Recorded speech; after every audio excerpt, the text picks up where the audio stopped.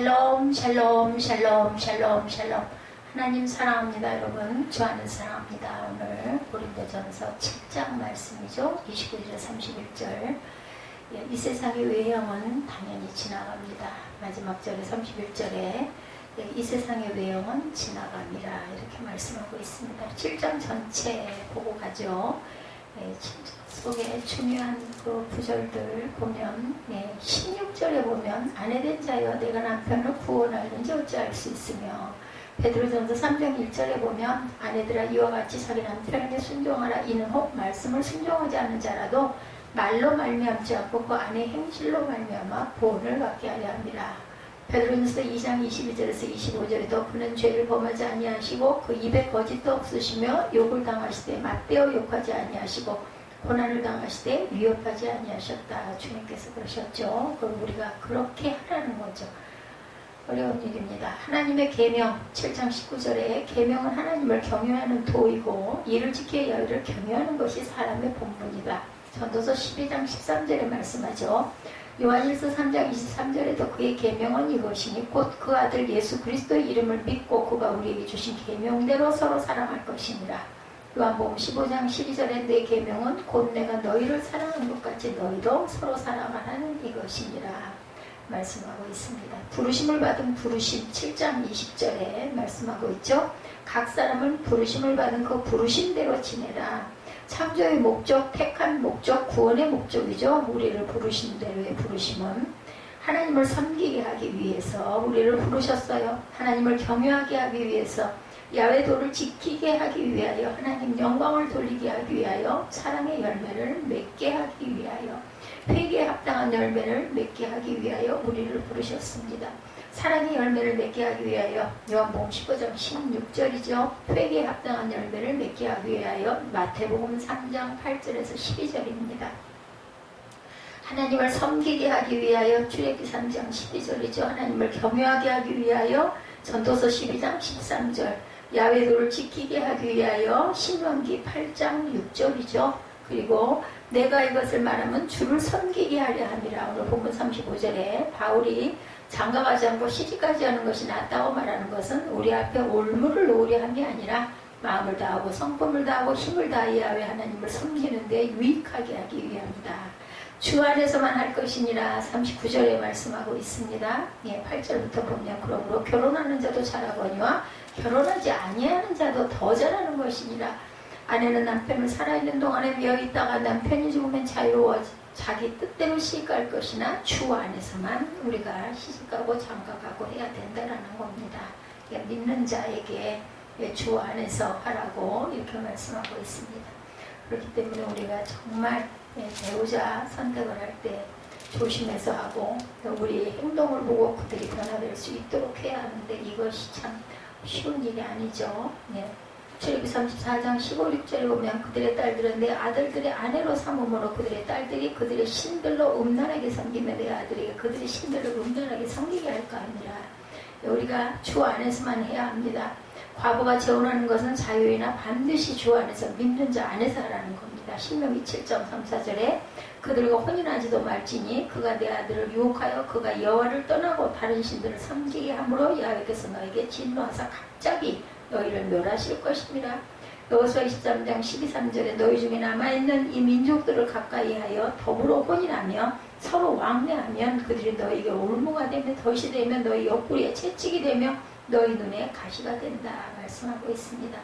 에스라 9장에서 10장에 보면 바벨론 포로 귀환 후 백성과 레위 사람 심지어 제사장들까지 이방인 여자를 아내로 삼는 사건으로 인하여서 난리가 뒤집어지죠. 나중에는 그 이방 여자들 자녀까지 전부 다 몰아내는 아주 기가 막힌 사건이 일어납니다.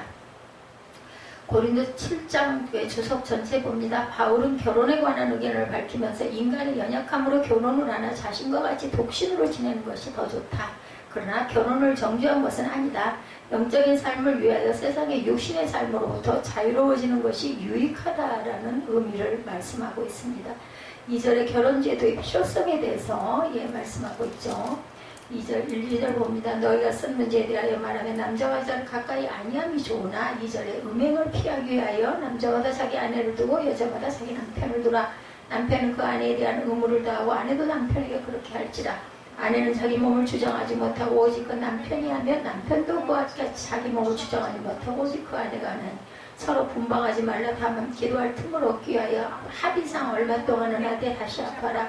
이는 너희가 절제 못함으로 말미암아 사탄이 너희를 시험하지 못하게 하려 함이라. 그러나 내가 이 말을 하면 허락이요 명령은 아니니라. 나는 모든 사람이 나와 같기를 원하노라. 그러나 각각 하나님께 받은 자기의 은사가 있으니 이 사람은 이러하고 저 사람은 저러하니라. 내가 결혼하지 아니한 자들과 과부들에게 이르노니 나와 같이 그냥 지내는 것이 좋으니라. 만일 절제할 수 없거든 결혼하라. 정욕이 불같이 타는 것보다 결혼하는 것이 나으니라. 결혼에 대해서 이렇게 쭉 얘기하죠. 다 이해가 가는 말씀입니다.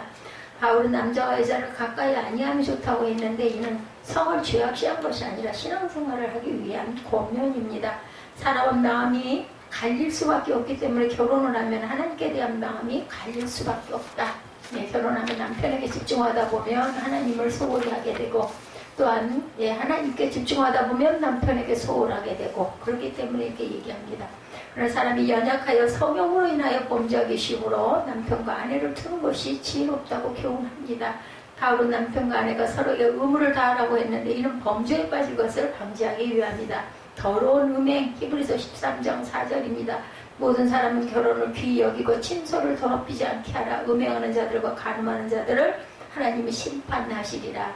음행의 유혹 잠언 6장 29절입니다. 남의 아내와 통관하는 자도 이와 같을 것이라. 그를 만지는 자마다 벌을 면하지 못하리라. 부부가 분방할 때는 기도할 때 잠깐 떨어지라고 그러죠. 바울은 성도들에게 5절에 부부간은 서로 분방하지 말 것을 권하면서 기도할 틈을 얻기 위하여 합의상 얼마 동안 하되 다시 합하라. 이는 부부가 분방하는 틈을 타서 사단이 시험할 것을 막기 위함이다. 이러한 말씀이 명령이 아니고 권면이라고 말하죠. 이는 신앙을 위한 지혜의 교훈일 뿐이지 절대적으로 지켜야 할 계명이 아닙니다. 바울은 모든 사람이 자신과 같이 독신으로 지내면서 오직 하나님만을 바라보고 살아가기를 원하나 사람마다 각기 받은 은사가 다양함으로 받은 은사에 따라 살아감이 바람직하다 교훈합니다. 바울은 자신의 상황이 최선이라고 생각은 하지만 다른 성도들에게 자신과 같기를 강요하지는 않죠. 이는 신앙생활의 바람직한 모습입니다. 서로 사랑해야 한다고 하죠. 에베소서 5장 28절에 이와 같이 남편들도 자기 아내 사랑하기를 자기 자신과 같이 할지니 자기 아내를 사랑하는 자는 자기를 사랑하는 것이다. 자신을 많이 사랑하면 사랑하는 것만큼 배우자를 그만큼 사랑하라. 서로 족하게 여겨야 한다. 잠언 5장 19절입니다. 그는 사랑스러운 암사슴 같고 아름다운 암노루 같으니 너는 그의 품을 항상 족하게 여기며 그의 사랑을 항상 연모하라. 결혼에 대한 바울의 권면이 7절도 쭉 이어졌어요. 그죠? 나는 모든 사람이 나와 같기를 원하노라 이렇게 말씀하죠. 바울은 혼인하지 않은 자들과 과부된 자들에게 자신과 같이 그냥 지내는 것이 좋다. 그러나 절제할 수 없으면 차라리 결혼을 권합니다. 또한 결혼한 자들은 이혼하지 말라고 명하죠. 이혼은 예수님께서도 사람이 행할 수 없는 죄악임을 밝힙니다. 또한 불신자를 아내나 남편으로 둔 자들도 갈리지 말고 자신으로 인하여 복음을 받아들일 수 있기를 위하여 힘쓸 것을 권합니다. 그러나 믿지 않는 자가 갈리거든 갈리게 하라고 하면서 형제나 자매나 이런 일을 구속받을 것이 없습니다. 그러나 하나님께서 화평 중에 성도를 부르셨으므로 할 수 있으면 화평을 추구합니다. 사랑의 충고 고린도후서 8장 8절 내가 명령을 하는 말이 아니요 오직 바른 이들의 간절함을 가지고 너희의 사랑의 진실함을 증명하고자 합니다. 하나님의 뜻대로 마태복음 19장 11, 2절이죠. 예수께서 이르시되 사람마다 이 말을 받지 못하고 오직 타고난 자라야 할지니라. 아무나 그렇게 사명을 받는 건 아닙니다. 12절에 어머니의 태로부터 된 고자도 있고 사람이 만든 고자도 있고 천국을 위하여 스스로 된 고자도 있도다. 이 말을 받을 만한 자는 받을지어다. 그죠? 성도의 행동 원리에 대해서 말씀합니다. 부르신 그대로 행하라 17절에 있습니다. 17절 봅니다. 17절 오직 주께서 각 사람에게 나눠주신 대로 하나님이 각 사람을 부르신 그대로 행하라. 내가 모든 교회에게 이와 같이 명하노라. 할례자로 부르심을 받은 자가 있느냐 무할례자가 되지 말며 무할례자로 부르심을 받은 자가 있느냐 할례를 받지 말라. 할례 받는 것도 아무것도 아니요 할례 받지 아니하는 것도 아무것도 아니로되 오직 하나님의 계명을 지킬 따름이라. 그러니까 부르심 받은 그대로 너희들을 행해라. 그죠? 20절에 각 사람은 부르심을 받은 그 부르심대로 지내라. 내가 종으로 있을 때 부르심을 받았느냐 염려하지 말라. 그러나 내가 자유롭게 될 수 있거든 그것을 이용하라. 주 안에서 부르심을 받은 자는 종이라도 주께 속한 자유이뇨 그와 같이 자유인으로 있을 때 부르심을 받은 자는 그리스도의 종이니라. 너희는 값으로 사신 것이니 사람들의 종이 되지 말라. 형제들아 너희는 각각 부르심을 받은 그대로 하나님과 함께 거하라. 부르심 받은 대로 거하라는 거죠. 바울은 성도들에게 부르심을 받은 그대로 하나님께 함께 거할 것을 하나님과 함께 거할 것을 명하면서 종으로 있을 때 부르심을 받았으면 염려하지 말아라. 주 안에서 부르심을 받은 자는 종이라도 주께 속한 자유자요 자유자로 부르심을 받은 자는 그리스도의 종이다. 모든 성도가 그리스도 안에서 자유할 뿐만 아니라 그리스도의 종의 신분임을 생각할 때 세상에서의 신분이 그리 중요하지 않다. 바울은 성도가 하나님께 값으로 산바 되었으므로 사람들의 종이 되지 말 것을 명합니다. 이는 육체적 종의 신분을 벗어나라는 뜻이 아니라 영적인 예속을 의미하죠. 하나님께 영광을 돌리라. 고린도전서 6장 20절입니다. 값으로 산 것이 되었으니 그런즉 너희 몸으로 하나님께 영광을 돌리라. 자유를 위하여 부르심을 입었어요. 갈라디아서 5장 13절 형제들아 너희가 자유를 위하여 부르심을 입었으나 그러나 그 자유로 육체의 기회를 삼지 말고 오직 사랑으로 서로 종노릇하라 그러죠. 예, 종말을 앞둔 미혼 남녀들에 대해서 말하고 육신의 권한이 있는 결혼이라고 말씀하고 있습니다. 28절에 봅니다. 그러나 장가가 더 죄지는 것이 아니요 처녀가 시집가 더 죄지는 것이 아니로되 이런 이들은 육신의 권한이 있으니 나는 너희를 아끼노라. 내가 아내에게 매었느냐 놓기를 구하지 말며 아내에게서 놓였느냐 아내를 구하지 말라. 처녀에 대하여는 내가 주께 받은 계명이 없으되 주의 자비하심을 받아 충성스러운 자가 된 내가 의견을 말한다 말하죠. 29절에 형제들아 내가 이 말을 하노니 그때가 단축하여 진고로 이후부터 안에 있는 자들은 없는 자 같이 하며 우는 자들은 울지 않은 자 같이 하며 기쁜 자들은 기쁘지 않은 자 같이 하며 매매하는 자들은 없는 자 같이 하며 세상 물건을 쓰는 자들은 다 쓰지 못하는 자 같이 하라. 이 세상의 외형은 지나갑니다. 오늘 본문의 마지막 절이 31절이긴 했어요. 그죠? 근데 이제 계속해서 쭉 보면 바울은 성도들에게 우는 자는 울지 않은 자 같이 하며 기쁜 자들은 기쁘지 않은 자 같이 하며 매매하는 자들은 없는 자 같이 하며 세상 물건을 쓰는 자는 다 쓰지 못하는 자 같이 하라고 명하면서 세상의 행적이 다 지나감을 교훈하죠. 이런 세상의 일에 중요성을 두지 말고 오직 하나님 나라의 일에 관심을 둘 것을 명한 말입니다. 종말을 살아가는 성도의 바른 자세 의미입니다. 세상에 없어질 것으로 인하여 너무 관심을 가지면 영원한 나라에 대하여 소홀히 할 수밖에 없게 이를 경계한 거죠. 장가간 자는 아내를 기쁘게 하기 위하여 염려하고 시집간 자는 남편을 기쁘게 할 것을 인하여 관심을 두게 되므로 하나님을 기쁘시게 하는 일에 소홀하게 된다는 거죠. 34절에 말씀하고 있어요. 34절에 마음으로 갈라지며 시집가지 않은 자와 처녀는 주의를 염려하여 몸과 영을 다 거룩하게 하려 하되 시집간 자는 세상 일을 염려하여 어찌하여 남편을 기쁘게 할까 하느니라. 내가 이것을 말하면 너희의 유익을 위하며 너희에게 올무를 놓으려 함이 아니 오직 너희로 하여금 이치에 합당하게 하여 흐트러짐이 없이 주를 섬기게 하려 함이라 말씀합니다. 만물의 마지막이 가까이 오고 있어요. 그죠? 베드로전서 4장 7절에 만물의 마지막이 가까이 왔으니 그러므로 너희는 정신을 차리고 근신하여 기도하라. 염려하지 말아야 한다고 하죠. 오늘 찬양 우리 특성처럼 누가복음 21장 34절에 너희는 스스로 조심하라. 그렇지 않으면 방탕함과 술 취함과 생활의 염려로 마음이 둔하여지고 뜻밖의 그날이 덕과 같이 너에게 이 말이라.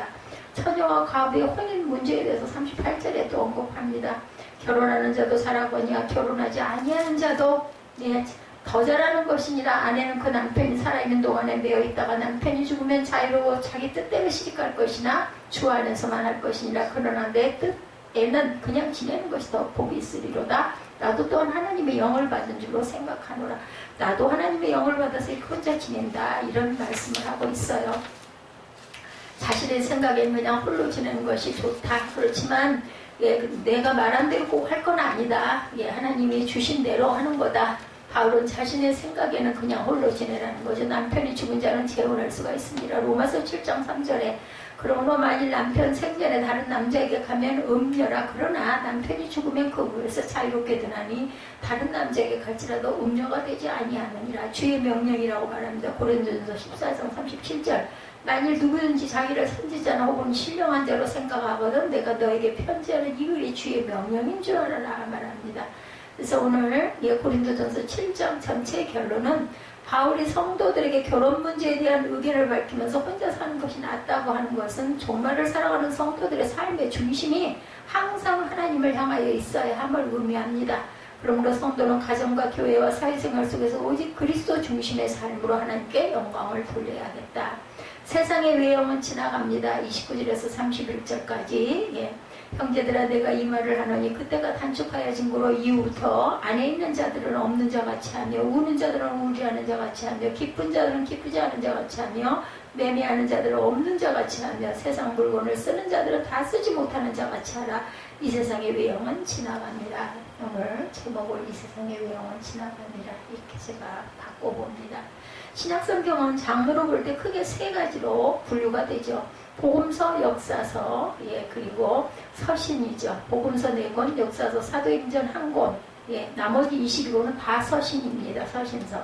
서신을 가장 많이 쓴 사람은 바울이죠. 대략 10편 내외가 바울의 편지로 13권이라고 말하고 있습니다. 편지라는 문학 형식이라는 게 그렇지만 바울은 편지를 쓸 때 수신자가 처한 구체적인 형편을 고려해야만 했습니다. 당시의 상황은 2000년 전의 것이기 때문에 오늘 우리가 볼 때 이해가 가는 것도 있지만 이해하기가 참 힘든 난해한 것도 많습니다. 고린도 교회 보낸 편지에는 그런 내용들이 들어있죠. 본문, 설교 본문에 속한 고린도전서 7장은 결혼, 이혼, 재혼, 믿지 않는 배우자의 문제, 처녀와 과부 문제 등이 거론되어 있습니다. 바울이 이런 주제를 신앙의 본질로 여기고 일부러 쓴 게 아니고 고린도 교회 교우들의 질문에 대한 대답이었습니다. 이 질문은 기독교인들이 신앙생활을 깊이 있게 하려면 부부 사이에도 가능한 성관계를 하지 않고 사는 게 좋지 않느냐 이런 질문들이 있었다는 거죠. 7장 1절에 너희가 쓴 문제에 대하여 말하면 이렇게 시작이 되죠. 쓴 문제, 그죠? 편지를 써서 보내서 질문을 한 거예요. 남자와 여자를 가까이 아니함이 좋으나 당시 고린도 교회는 극단적인 쾌락적인 삶에 빠진 사람들이 많았죠. 고린도 교회 우상 숭배, 그리고 남창, 여창 이런 창녀들이 많았습니다. 성창, 극단적으로 금욕적인 삶을 신앙적인 것으로 여기는 사람들이 또한 있었어요. 이런 것에 대한 반발로 5절에서 기도할 틈을 얻기 위하여 일정한 기간 각방을 쓰고자 합의한 게 아니라면 그렇게 하지 말아라. 함께 있어라. 각방을 쓰다가 시험에 들 수 있기 때문이다. 또한 사단이 틈탈 수 있기 때문이다. 이렇게 권면하기는 하지만 그것을 절대적인 것으로 말할 수는 없어요. 6절에 내가 이 말을 하는 것은 허락하는 것뿐이지 명령은 아니다 말합니다. 25절에서도 이런 문제에 대해서 주께 받은 계명이 없어서 개인적인 의견만 필요할 뿐이다. 이런 주제는 신앙의 본질에 속하는 게 아니라는 거죠. 그래서 그것이 신앙과 연결되어 있기 때문에 자신의 의견을 얘기한다. 이에 대한 전반적인 이야기를 고린도전서 7장 1절부터 40절에 소상하게 언급하고 있죠. 그래서 그가 말하려는 혁신은 어떤 기준을 절대화하지 말아라. 예컨대 바울은 독신으로 사는 게 훨씬 좋다고 나는 생각한다. 그러나 독신의 금욕생활이 불가능한 사람에게는 자기 생각을 강요하지 않습니다. 처녀들은 결혼할 수 있고 과부들도 재혼할 수 있다. 다만 결혼 또는 재혼은 그만한 부담을 각오해야 할 것이다. 가족을 부양해야 하기 때문이죠. 당장 꼴 보기 싫은 직장을 때려치우고 싶어도 가족이 있으면 그게 잘 안 되죠. 요즘 젊은이들이 결혼을 기피하는 이유도 그런 부담을 지기 싫은데 있다라는 겁니다. 어쨌든 이런 예민한 문제에 대해서 바울은 합리적이고 현실적인 관점에서 접근하고 있습니다. 바울이 이렇게 공론화하기 어려운 주제에 대해서 극단적이지 않으면서 분명하게 그리고 이상적이면서도 현실적으로 권면할 수 있었던 이유는 그에게 예수 그리스도를 통한 삶의 방향이 확실했기 때문입니다. 자신은 분명하게 그런 사명을 받았고 그런 게 그런 그 여성이나 뭐든 성이나 가정이나 부부나 이런 부분에 대해서 자기는 별로 갈등이 없어요. 그런데 꼭 자기처럼 할 일은 아니죠. 그렇지 못한 사람들이 많기 때문에. 오늘 설교 본문에 29절에 31절에 밝히고 있습니다. 여기에 똑같은 형식의 문장이 반복되죠. 뭐뭐뭐 하는 사람은 뭐뭐뭐 하지 않는 사람처럼 살아라.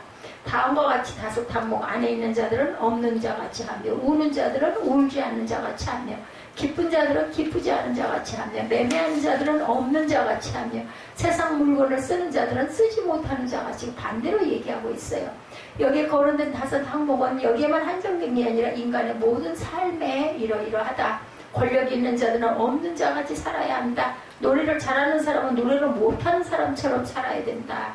네 번째로 거론된 매매, 부유한 사람들을 또 가리킵니다. 부자지만 가난한 사람같이 살아라. 다섯 번째로 거론된 세상 물건을 쓰는 자들은 소유가 많은 사람들을 가리키죠. 요즘 말로 소비자형의 사람들, 그런 사람들은 다 쓰지 못하는 자같이 해야 된다. 세상에 모든 삶의 가치가 없다는 뜻으로 곧 일종의 냉소주의 입장에서 바울이 말하는 것은 아닙니다. 현실을 부정하지 않습니다. 바울은 장사도 해야 하고 집과 물건도 필요한 대로 구입해야 해요. 7장의 주제인 남녀 성관계도 그는 부정하지 않습니다. 바울이 여기서 말하는 핵심은 세상 일을 그대로 받아들이고 살되 거기에 빠지지 말아라, 이런 뜻입니다.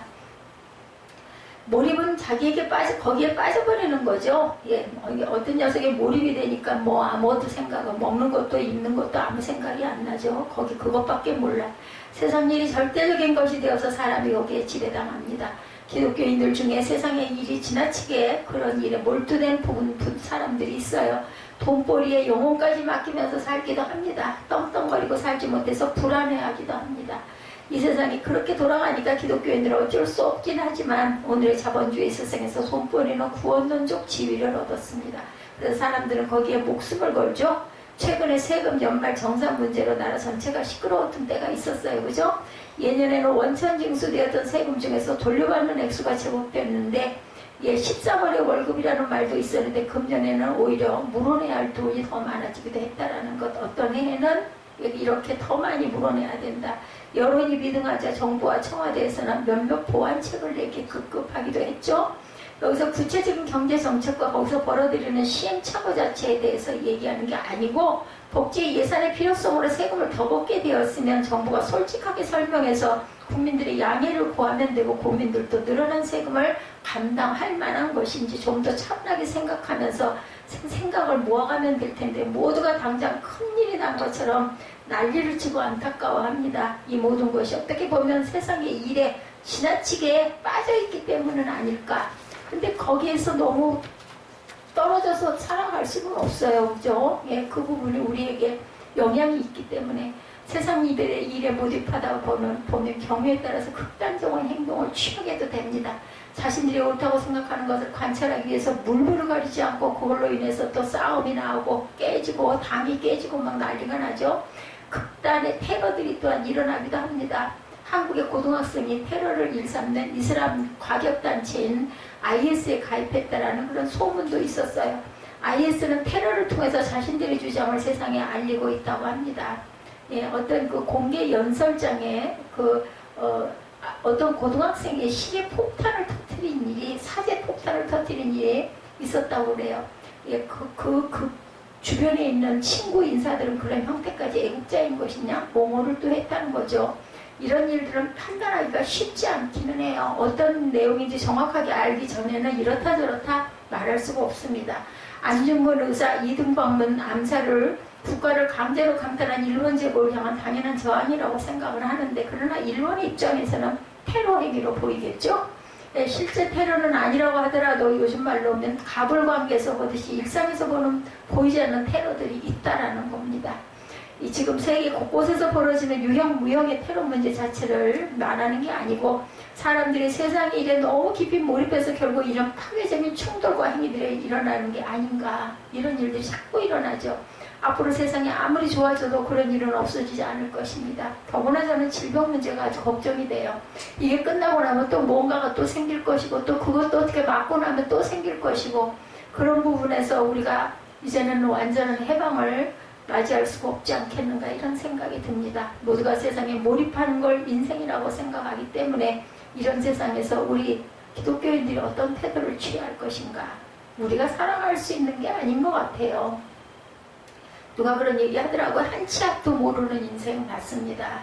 뭐 코로나 바이러스에서 우리가 안전했다 해서 그 다음에 또 뭐 다 안전하라는 법도 없는 거고 그죠? 코로나에 조금 약간 어떤 균이 침입했다 해서 또 꼭 죽으라는 법도 없는 거고 말짱했던 사람이 항상 말짱하라는 법도 없습니다. 우리가 우리 마음대로 우리 생명을 좌지우지할 수는 절대로 없어요. 그저 최선을 다할 뿐이죠. 성경으로 돌아가서 대답을 찾아야 하는데 예수님은 로마의 독재 권력에 의해서 십자가 처형을 당하셨죠. 당시 유대인들의 입장에서 로마 권력은 악이었어요. 거기에 투쟁해야 했었습니다. 당시에 많은 유대인들이 반로마 무력 투쟁에 나서죠. 예수님의 제자들 중에도 그런 사람들이 많았어요. 예수님의 초능력을 발휘하거나 그게 아니라면 민중들을 선동해서라도 로마 정권을 몰아내고 이스라엘이 중심이 되는 세상을 이룰 것을 굉장히 기대했었죠. 그러나 예수님은 로마 정권과 정면으로 절대로 맞서지 않았어요. 요한복음 기자는 예수님이 로마 총독인 빌라도에게 신문을 당하면서 이런 말씀을 하셨다고 전합니다. 요한복음 18장 36절에 보면 내 나라는 이 세상에 속한 것이 아니라 만일 내 나라가 이 세상에 속한 것이었더라면 내 종들이 싸워 나로 유대인들에게 넘겨지지 않게 하였으리라. 이제 내 나라는 여기에 속한 것이 아니로다. 요한복음 18장 36절입니다. 바울이 활동하던 시대도 역시 로마 정권이 지배하고 있을 때였죠. 로마 정권에 의해서 많은 기독교인들이 직장을 잃고 체포당하고 심지어는 순교를 당하기도 했어요. 반로마 무력투쟁이나 그게 아니라면 최소한 시민 불복종 운동이라도 벌일만 했어요. 그러나 바울은 정반대였습니다. 각 사람은 위에 있는 권세들에게 복종하라. 권세는 하나님으로부터 나지 않음이 없나니 모든 권세는 다 하나님께서 정하신 것이다. 그러므로 권세를 거스르는 자는 하나님의 명을 거스름이니 거스르는 자들은 심판을 자취하리라. 로마서 13장 1절이죠. 이런 구절로 인해서 바울이 오해를 받기도 합니다. 기독교를 어영 종교로 떨어뜨린 것이라고 말하고 어떤 설교자들은 이런 구절을 근거로 해서 반정부 운동도 버리지 말라고 가르칩니다. 이런 해석은 또한 오해죠. 예수님이 선포한 하나님 나라가 세상에 속하지 않은 것처럼 바울이 전한 복음은 로마 정권의 차원에 속한 게 아닙니다. 근본적이고 원천적인 것이죠. 수준이 달랐던 거죠. 어른이 아이들 싸움에 정색하고 나설 수 없는 노릇. 그렇다면 세상이 아무리 부패해도 기독교인들은 교회만 잘 나오면 된다는 말이냐 하고 반문할 수도 있겠지만 그것 또한 아니죠. 기독교는 세상의 정의와 평화의 기운으로 가득하게 되기를 위해서 투쟁해야 합니다. 예수님도 기독교인의 정체성을 누룩과 소금, 빛이라고 말씀했어요. 기독교인들이 그런 누룩과 소금의 존재론적 능력으로 산다는 세상은 변화될 수밖에 없다. 밀가루 안에 누룩을 넣으면 밀가루는 부풀어 오르죠. 어두운 방에 촛불을 켜면 밝아집니다. 기독교인들이 인격이나 도덕과 윤리에서 뛰어나기 때문이 아니라 그들이 깨닫고 믿는 신앙이 그런 현상으로 나타난다라는 뜻입니다. 기독교는 늘 세상 안에서 세상을 위해서 살아야 합니다. 세상 없이는 교회도 없어요. 그럼에도 불구하고 궁극적으로 기독교인은 세상에 너무 깊이 몰입하지를 말아야 돼요. 안에 있는 자들은, 남편 있는 자들은 없는 것처럼 살아야 하고 우는 자들은 울지 않는 자처럼 적당하라는 얘기죠. 중심을 잘 잡으라는 얘기입니다. 장사를 해서 돈을 잘 버는 사람은 돈이 없는 것처럼 너무 부유하다고 그걸 가지고 막 자랑하지 말라는 거죠. 그 돈은 곧 없어질 수도 있는 것이기 때문에 건강한 사람은 건강하지 못한 것처럼 살고 건강하지 못한 사람은 건강한 것처럼 살아야 한다. 바울이 핵심 주제로 삼고 있는 결혼, 이혼, 재혼, 처녀와 과부, 성생활 등도 마찬가지. 거기에 몰입해서 빠지지 말아라. 결혼한 사람은 독신자처럼 살고 독신자는 결혼한 사람처럼 살아라. 왜 그래야 할까? 왜 꼭 그래야 할까? 세상에 몰입하지 않으면 도대체 무슨 재미로 살라는 말인가? 이렇게 물어볼 수도 있어요. 만물의 무상함입니다. 31절 1절 후반절에 이 세상의 외형은 지나감이라는 제목이라고 그랬죠. 아주 간단하고 명백한 이야기를 하고 있습니다. 여러분이 기차 여행을 한다면 차창 밖으로 많은 것들이 보이죠. 그 중에 우리 마음을 완전히 빼앗을 정도로 아름다운 호수가 있어요. 아무리 아름다운 곳이라도 기차에 앉아있는 사람에게는 순식간에 다 지나갑니다. 그런 지나가는 것에 몰입하면 그것과 더불어 그의 삶은 황폐해진다. 본문이 말하는 세상의 외형은 헬라어 스케마 투 코무스의 번역입니다. 외형. 코무스의 원형은 코스모스, 세상 우주를 가리킵니다. 스케마는 헬라어 영역사절에 따르면은 form, nature입니다. 우리말 성경의 외형은 별로 정확한 번역이 아니라고 그래요. 외형은 표면적인 것만 가리킬 수 있기 때문인데 루터는 rhythm, measure, weight, 이 세상의 본질이라고 번역합니다. 루터 역시 원문에 더 가깝습니다. 아리스토텔레스의 진료와 형상 개념에서 볼 때도 form, 형상은 단순히 외형이 아니라 이 세상의 모든 것들을 가능하게 하는 근원적인 능력을 가리킨다고 합니다. 그렇기 때문에 본문은 겉모습만이 아니라 근본과 본질을 포함한 모든 것이 지나간다는 사실을 만물의 무상을 이야기하고 있다. 모든 것은 다 지나가죠. 우리 자신을 물러나고 지구 안의 모든 것들이 그렇습니다. 지구 자체도 태양도 사라집니다. 이런 것들을 생각하면 우리 인생도 구름이나 바람을 손으로 잡으려는 것처럼 허망하기 짝이 없다. 솔로몬 생각이 나죠. 원래 세상은 다 그런 게 아니냐. 그래서 재행무상이라는 말이 있고 인생이 화살처럼 빨리 흐르고 흐른다는 말도 있죠. 살과 같이 간다고 하죠. 별로 새로운 것이 없는 이야기라고 생각할 수 있지만 바울도 만물의 무상 자체를 말하는 것이 아니고 중요한 것은 신앙의 토대에 관한 말. 오늘 설교 본문에 이어서 고린도전서 7장 32절부터 독신으로 사는 사람과 부부로 사는 사람들의 각각 신앙 문제가 어떻게 받아들였는지를 설명합니다. 결혼하지 않은 사람은 전적으로 주님을 위해서 살려고 노력하지만 결혼한 사람은 배우자의 마음을 기쁘게 해주려고 노력한다는 거죠. 이건 어쩔 수 없어요. 가족이 있으면 아무래도 거기에 신경을 많이 쓰게 되는 거죠.